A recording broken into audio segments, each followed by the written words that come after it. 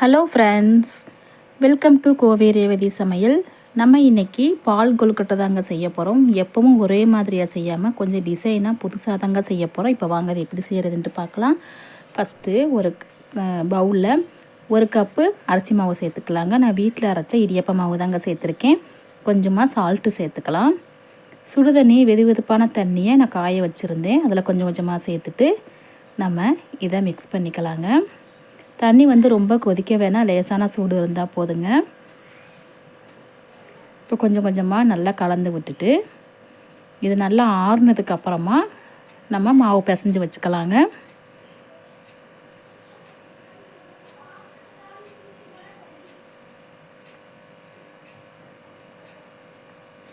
நல்லா ஆறுனதுக்கப்புறமா மாவு பிசைஞ்சு வச்சுக்கலாம். அது அப்படியே இருக்கட்டும்.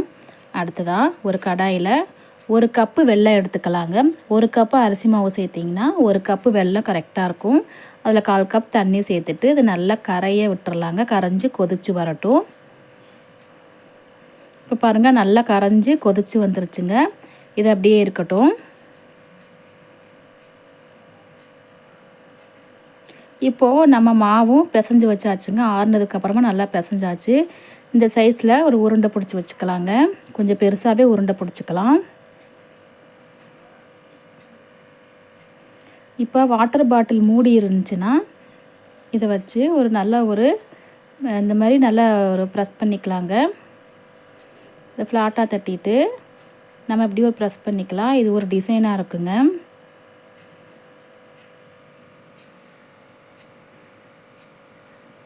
பாருங்கள், இதே மாதிரி நம்ம எல்லாத்தையும் செஞ்சு வச்சிடலாங்க. நான் வீட்டில் அரைச்ச இடியப்ப மாவு தாங்க சேர்த்துருக்கேன். நல்லா வெள்ளையாக இருக்குது.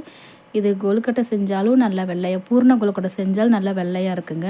இப்போ இடியப்ப மாவு ஒரு 4 கப்பு ரேஷன் பச்சரிசிக்கு 1 கப்பு சாப்பாட்டு அரிசி போட்டு நல்லா கழுவிட்டு வெயிலில் நல்லா காய வச்சுட்டு ரைஸ் மில்லை கொடுத்து அரைச்சி சலிச்சு வச்சுக்குங்க. இந்த மாதிரி பண்ணிட்டிங்கன்னா கொழுக்கட்டை, முறுக்கு, என்ன ஸ்நாக்ஸ் எல்லாம் இந்த மாதிரி செஞ்சுக்கலாங்க. குழந்தைங்க ஏதாவது ஸ்நாக்ஸ் கேட்டால் இந்த மாதிரி ஹெல்த்தியாக செஞ்சு கொடுத்துக்கலாங்க. ஓகே ஃப்ரெண்ட்ஸ், இப்போ இதே மாதிரி எல்லாத்தையும் செஞ்சு வச்சாச்சு. இப்போ ஒரு கடாயில் 3 கப்பு தண்ணி சேர்த்துக்கலாம். 1 கப்பு மாவுக்கு 3 கப்பு தண்ணிங்க. இது நல்லா கொதித்து வரட்டும்.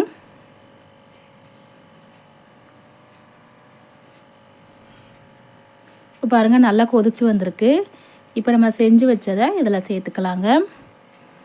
கொஞ்சம் கொஞ்சமாக சேர்த்துக்கலாம், அதிகமாக சேர்க்காதீங்க. இந்த மாதிரி கொஞ்சம் டிசைனாக செஞ்சு கொடுத்தோம்னா குழந்தைங்க பார்க்குறதுக்கு டிஃப்ரெண்ட்டாக இருக்குன்னு விரும்பி சாப்பிடுவாங்க. தண்ணி நல்லா கொதிச்சதுக்கப்புறம் தாங்க சேர்க்கணும். அப்போ தான் நல்லா வேகும். இப்போ இது ஓரளவுக்கு கொஞ்சம் வெந்ததுக்கப்புறமா ஒரு தடவை நல்லா கலந்து விட்டுட்டு நம்ம மீதி இருக்கிற செஞ்சு வச்சது எல்லாத்தையும் இதில் சேர்த்துக்கலாங்க.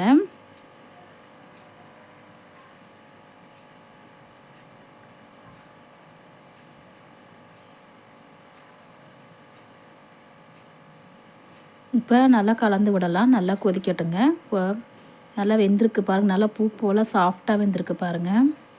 பார்க்குறதுக்கும் நல்லாயிருக்கு.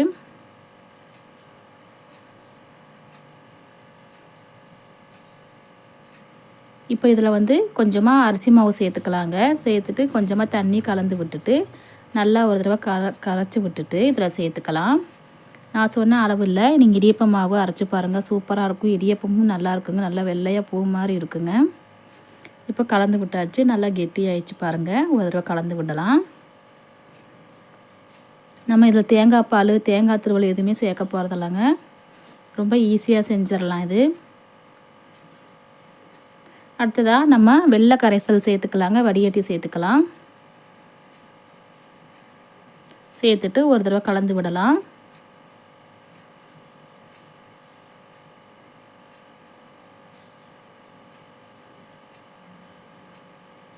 இப்போது நம்ம அடுப்பை லோ ஃப்ளேமில் வச்சிடலாங்க. ஏன்னா கெட்டியாயிரும். இப்போது கொஞ்சம் வேகட்டும். இப்போ பாருங்கள், நல்லா வெந்துருச்சு பாருங்கள். இதில் கொஞ்சம் ஏலக்காய் பொடி சேர்த்துக்கலாங்க. பார்க்குறதுக்கே சூப்பராக இருக்குது பாருங்கள். சாப்பிடணும் போல் இருக்குது. இப்போ வாசனைக்காக ஏலக்காய் பொடி சேர்த்துட்டு ஒரு 2 நிமிஷம் போல் நல்லா கொதிச்சதுக்கு அப்புறமா நம்ம ஸ்டவ் ஆஃப் பண்ணிடலாங்க.